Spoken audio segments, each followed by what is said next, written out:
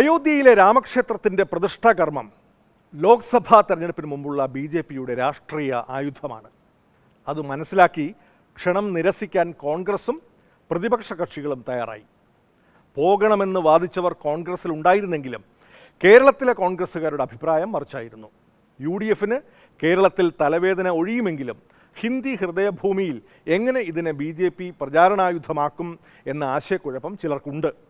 ക്ഷേത്രോദ്ഘാടനമല്ല രാഷ്ട്രീയം എന്ന ഉറച്ച നിലപാട് സ്വീകരിക്കണം കോൺഗ്രസ്. അതൊക്കെ വ്യക്തിയുടെ സ്വകാര്യ വിഷയമായ മതവും ആത്മീയതയുമായി ബന്ധപ്പെട്ടത്. ബി.ജെ.പിയുടെ പൊറാട്ട് നാടകത്തിനുള്ള കെണിയിൽ വീഴാത്തതിനെ കോൺഗ്രസിനെ അഭിനന്ദിക്കണം. ആധുനിക രാമായണം ബൈ കീരിക്കാട് ചെല്ലപ്പൻ സംഘം. ഉചിതമായൊരു തീരുമാനം പാർട്ടിയുടെ ദേശീയ നേതൃത്വം സ്വീകരിക്കും. അതിൽ കേരളത്തിലെ പാർട്ടിയുടെ വികാരം ഞങ്ങൾ ശ്രീ KC വേണുഗോപാലിനെ അറിയിച്ചിട്ടുണ്ട്.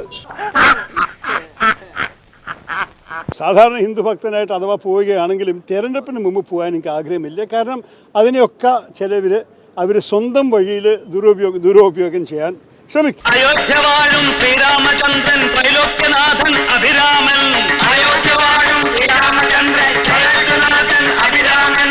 രാമ രാമ ജയ സീതാറാം ജയ രാമ രാമ ജയ സീതാറാം. രാമക്ഷേത്രത്തിൻ്റെ പ്രതിഷ്ഠാ ചടങ്ങ്, പ്രാണപ്രതിഷ്ഠാ ചടങ്ങിൽ പങ്കെടുക്കാൻ ആശയക്കുഴപ്പമുണ്ടെങ്കിൽ അത് ഭൂരിപക്ഷ സമുദായത്തോടുള്ള അവഹേളനമാണ്.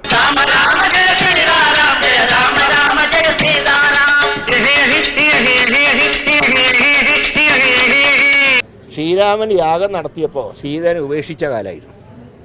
പക്ഷേ സീതയുടെ ഒരു പ്രതിമ ഉണ്ടാക്കി വെച്ചിട്ടാണ് അദ്ദേഹം യാഗം നടത്തിയത്. ജീവിച്ചിരിപ്പുള്ള ഭാര്യയെ ഉപേക്ഷിച്ച ആളാണ് നരേന്ദ്രമോദി. അതുകൊണ്ട് അദ്ദേഹം ആ ക്ഷേത്രം ഉദ്ഘാടനം ചെയ്യാൻ ഒട്ടും യോഗ്യനല്ല.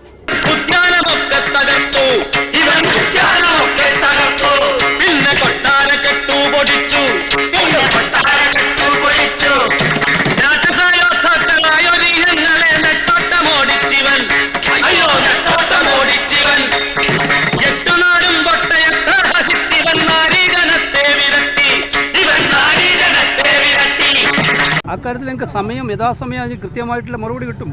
അയോധ്യ ക്ഷേത്ര ചടങ്ങിൽ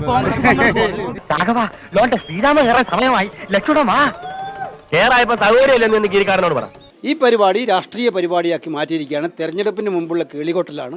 അതിനോട് ഞങ്ങൾ യോജിക്കുന്നില്ല. ലക്ഷ്മണൻ ഇന്ന് സ്വല്പം ലേറ്റാവും. അല്ല, ഈ സീത ശ്രീരാമനെയല്ലേ കല്യാണം കഴിക്കുന്നത്? അതെങ്ങനെയാ ലക്ഷ്മണൻ പായ നോക്കി നിൽക്കാൻ? സീത ലക്ഷ്മണന്റെ കരുത്തെ മാലയിടുവാണെങ്കിൽ ലക്ഷ്മണൻ വരാമെന്ന് ചന്ദ്രഗിരിക്കാരനോട് പറ. അയോധ്യയിലേക്കില്ല എന്ന് കോൺഗ്രസ്. സോണിയയും ഖാർഗെയും പ്രതിഷ്ഠാ ചടങ്ങിനില്ല. സമയമായി. ലക്ഷ്മണ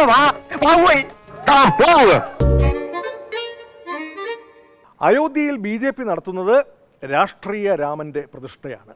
അതിന് രാമായണവുമായി ബന്ധമൊന്നുമില്ല.